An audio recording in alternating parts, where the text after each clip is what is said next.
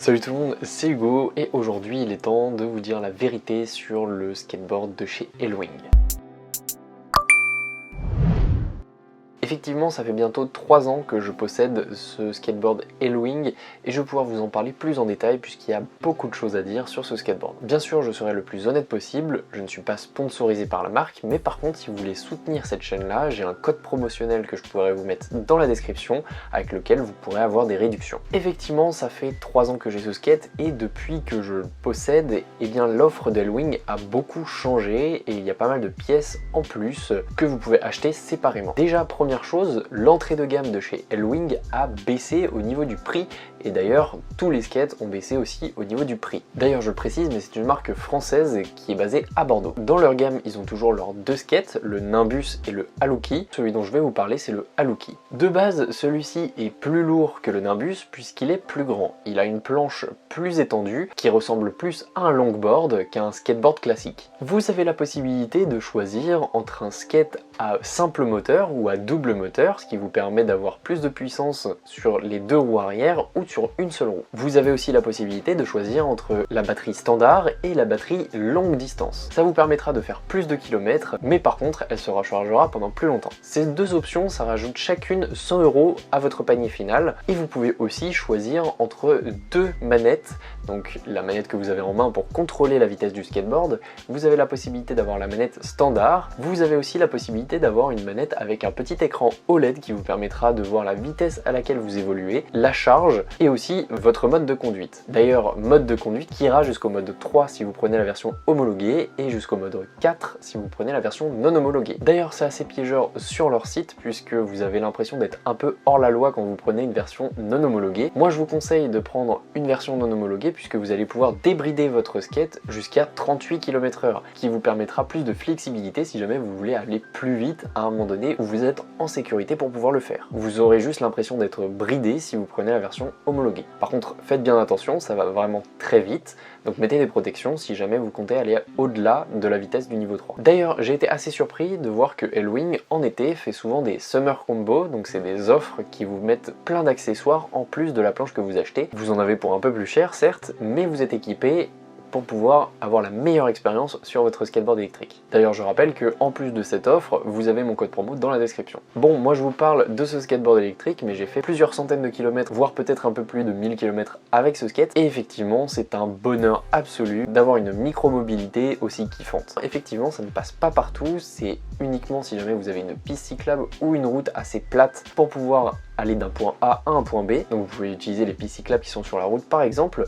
Mais si jamais vous n'êtes pas serein ou vous n'avez jamais fait de skate, apprenez vraiment à faire du skate dans des endroits sécurisants avant d'aller sur la route, puisque effectivement il y a des risques de chute. Vous avez l'impression de faire du surf sans avoir à donner des coups de pied pour pouvoir avancer, c'est juste un pur kiff, vous avez tout le temps l'impression d'être en descente même quand vous êtes en côte, et c'est plus puissant qu'une trottinette électrique en montée. Par exemple, une trottinette électrique va être bridée au niveau de la puissance, donc c'est-à-dire que même si vous n'êtes pas à 25 km/h, vous allez mettre la trottinette à fond, mais vu qu'il y aura une côte, elle sera limitée au niveau de sa puissance, alors que là c'est vraiment bridé au niveau de la vitesse. Le skateboard aura plus de puissance que la trottinette, puisque ce sera limité à 25 et pas limité en puissance. Bref, moi j'ai vraiment kiffé utiliser ce skateboard, et franchement je vous le recommande. Bon, pour le poids sur le site, ça varie entre 6 et 8 kg. Alors effectivement, 8 kg c'est un gros sac de course et ça peut devenir très encombrant si jamais vous l'avez souvent à la main.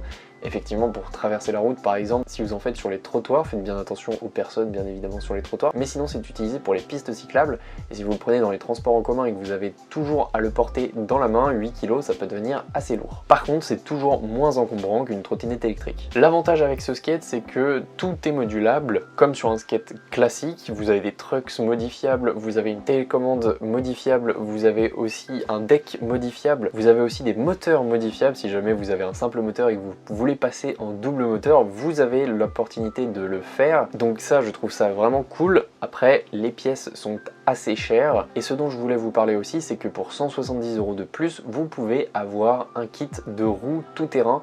Donc effectivement, je parlais de la piste cyclable et je parlais d'une route assez plate, mais vous pouvez toujours passer en roue tout-terrain où vous aurez l'opportunité par exemple d'aller sur la pelouse avec, ou tout simplement d'aller sur un terrain qui n'est pas adapté au skate classique. Si jamais vous avez un problème avec les moteurs, c'est possible de contacter le service après-vente qui est très réactif, mais par contre qui est assez pointilleux au niveau des remboursements et au niveau des pièces d'échange si jamais vous avez fait de la merde avec. Effectivement, si jamais vous le roulez sous la pluie, ne le faites pas déjà.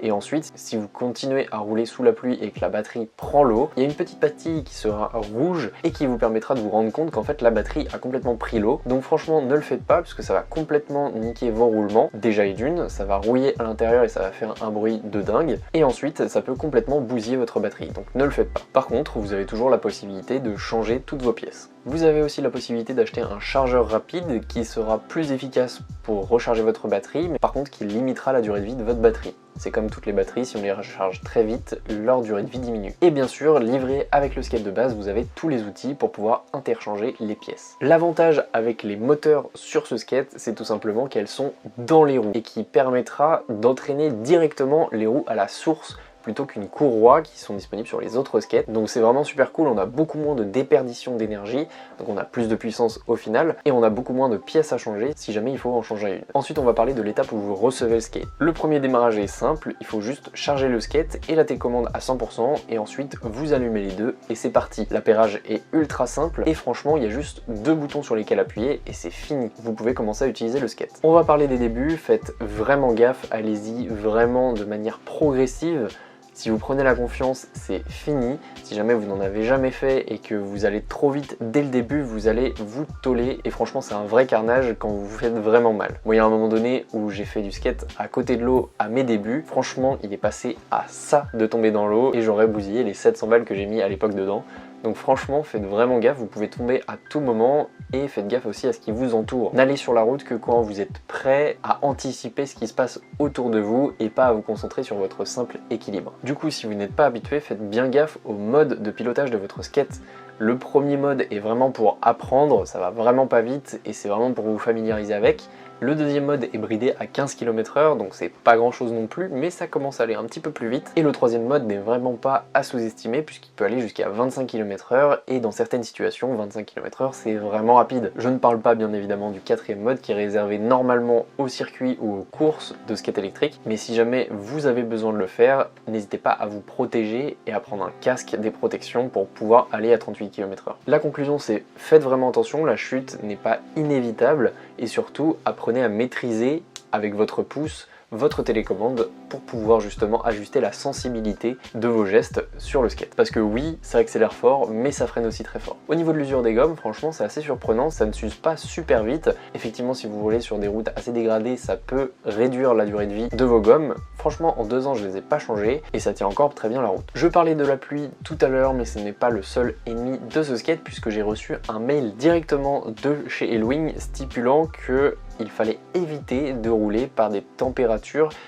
avoisinant les 40 degrés et qu'il fallait aussi éviter les froids trop grands puisque ça pouvait choquer de manière thermique le système du skate. Effectivement, ce skate n'est pas fragile en soi dans son utilisation, mais c'est surtout son environnement auquel il faut faire attention. Si jamais les températures autour de chez vous sont aux extrêmes, évitez de l'utiliser à ces moments-là. Au niveau de l'autonomie, Elwing assure entre 12 et 25 km en fonction de votre batterie. Perso, je suis tombé une seule fois en rade de batterie, ça se coupe pas direct. Le skate se met en mode économie d'énergie, ce qui lui permet de juste ralentir progressivement sa puissance pour au final ne plus avoir de batterie du tout. Ça vous permet de ne pas vous rendre compte au bout d'un moment qu'il n'y a vraiment plus de batterie, juste vous avez à l'aider avec vos pieds, il faut rentrer certes plus lentement, mais par contre vous n'aurez pas d'arrêt brusque. Donc c'est un moyen de transport qui est très viable si jamais vous avez à peu près tout à côté.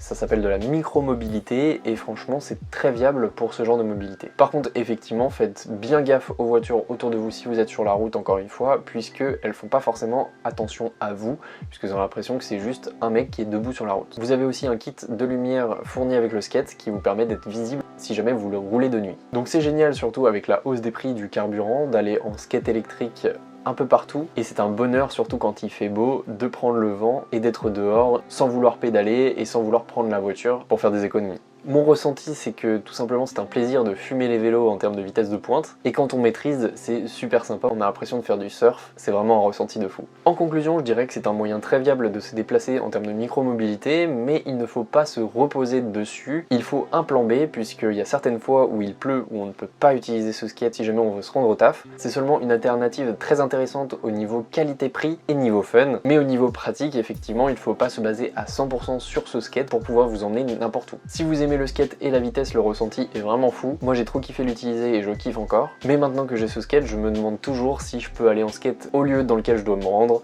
plutôt que de prendre la voiture. N'oubliez pas le lien dans la description pour avoir des réductions si jamais vous êtes intéressé par ce skate. Nous on se retrouve sur les réseaux sociaux et dans une prochaine vidéo. Salut tout le monde!